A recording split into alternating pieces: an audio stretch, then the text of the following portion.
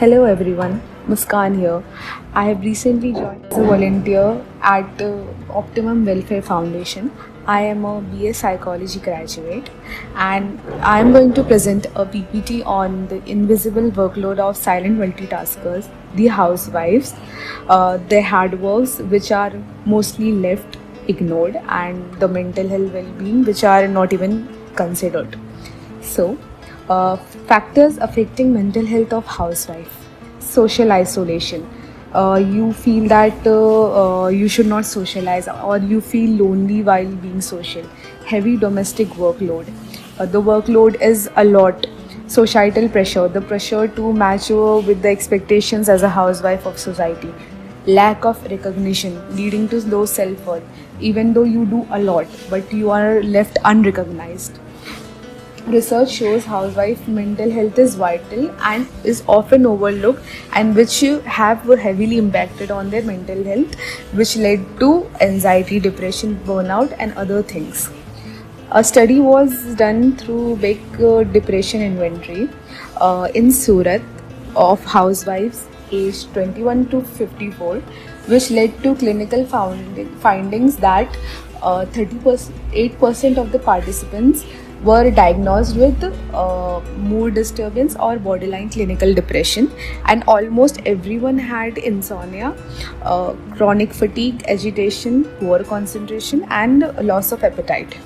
Primary pathology, which showed that mood disturbance and role-based disturbance, and overall the study concluded that there was a disconnect between the national progress and the neglected mental health welfare of women. This slide talks about the practical tips which Indian homemakers can follow. Firstly, movement is important. Every 30 minutes of walking, yoga, or any other exercise. Eat well and eat good food, not the processed ones, and hydrate. Take enough sleep.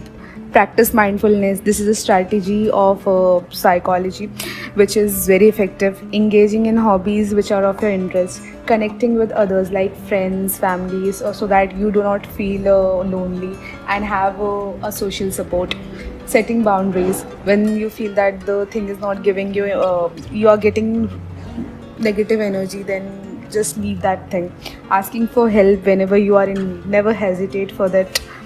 Mindset and emotional health. Be kind to yourself. Treat yourself with good things, like whatever you feel that it is good for you. Do not believe every negative thought like overthinking or anything which is not going to happen.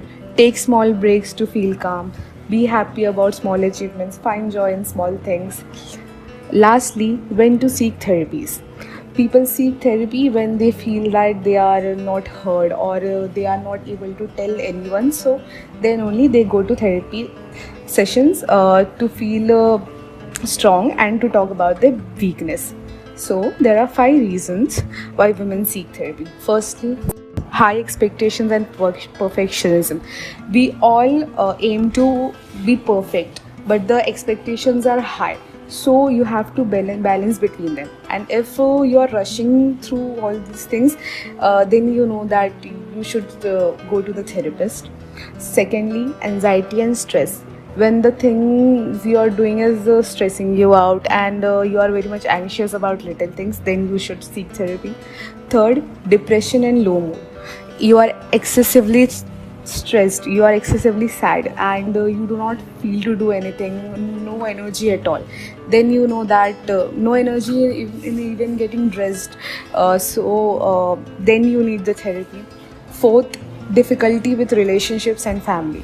You are not able to explain yourself to family member, partner, or anything, then you know that yes, you need the therapy. And lastly, concerns about career.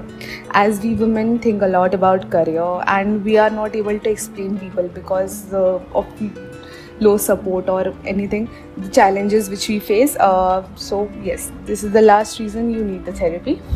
And yes, lastly, your mental health definitely matters, and taking care of yourself is not selfish, it is necessary. And below is the helpline number and the website given for the further help which you need. Thank you.